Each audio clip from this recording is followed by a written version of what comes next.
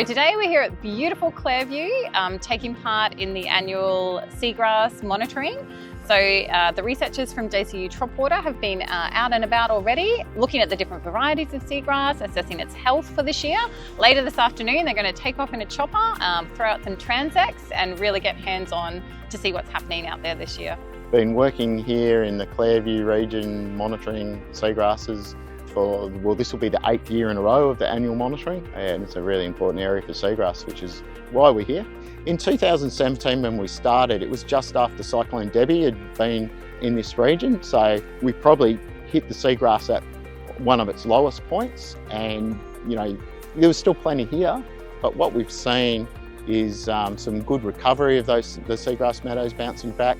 And in fact, last year in the last report card, the seagrass condition was rated as very good based against its sort of 8-year averages that we've been looking at.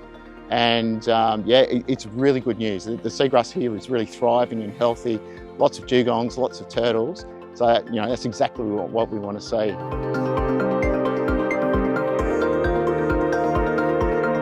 So projects like this could not happen without involvement from a huge range of partners.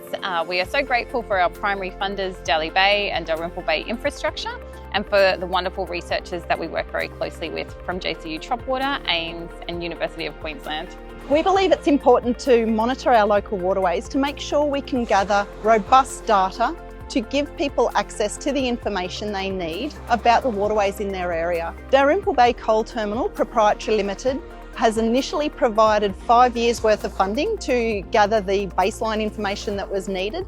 And then we've also recently partnered with Dalrymple Bay Infrastructure to secure a further 3 years of funding to the value of $415,000 to make sure we can bring this data set into the report cards for the future. Dalrymple Bay introduced the program to DBI in 2019.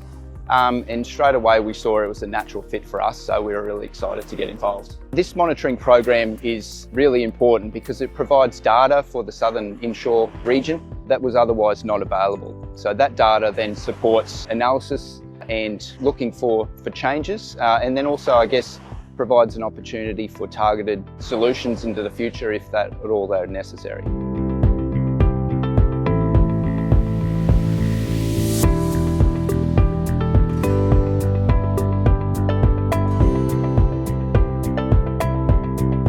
So the data that we collect gets analysed and is used in the local regional Waterway Health Report Card, which provides the only local waterway health snapshot that we have for water quality in our region. So TropWATER has been engaged by the Healthy Rivers to Reef Partnership to undertake water quality monitoring in the Southern Inshore region. It's quite an extensive program. I have a field team that performs water quality monitoring every 8 weeks. They're in the field, and there's 2 types of monitoring that they undertake.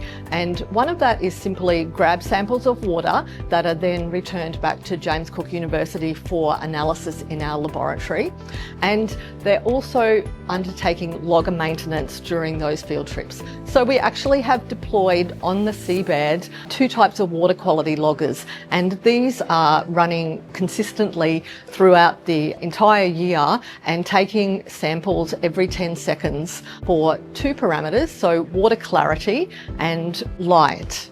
So what I really like about the Southern Inshore project is that it's a region where there's been very little previous work done and we don't really understand it. It's a really unique region. It's affected by Broad Sound, which is the largest tidal region on the east coast of Australia. So you get these massive tidal currents ripping through and it really affects the water quality, yet you've got all of these coral reefs and seagrass beds that are actually really thriving in the area. So it's really unique and it's great for us to understand what's happening in that ecosystem.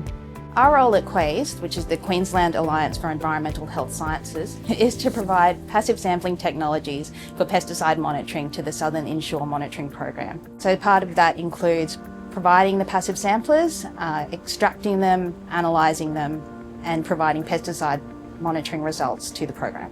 We find similar pesticide profiles in the Southern Inshore region compared to other sites around the Great Barrier Reef. The levels are low in the low nanograms per litre, which is lower than other sites that we see that are nearby. However, it is important to note that we are seeing some increases in the number of pesticides being detected every year. So pesticides can pose a risk to both aquatic and terrestrial environments, and this can flow on to effects in humans as well. So it's important for us to know what's going into our waterways so we can monitor these things and hopefully mitigate risks.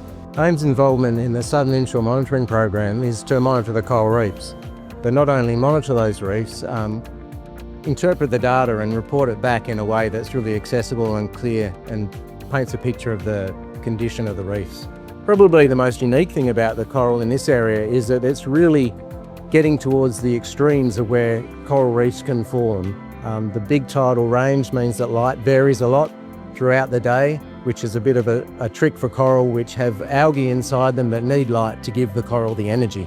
And so what we're seeing in this area is these corals right on the extremes of their kind of preferred area. It's important to understand every component of the reef because the entire Great Barrier Reef is a tapestry of different environments, and it's very hard to infer what reefs in one area will look like compared to another because they've got a completely different environmental setting, different tidal ranges, different water quality, and different histories of disturbance from cyclones or crown of thorns or bleaching events. So that to understand the condition of a reef in an area, it's very hard to infer that from other reefs. But sort of from a human perspective as well, if we want to engage people and get them interested in their own coral reefs, you're always much more interested in the coral in your backyard than you are one that's miles away. So monitoring and research is incredibly important. If we don't know what's happening, we don't know what we need to do in the future, what changes or improvements we need to make, what kind of actions we need to take to improve the beautiful waters that surround us. So when we collect this information, and we collect it from a vast range of partners and stakeholders, we can provide that to decision makers so we can make better decisions moving forwards.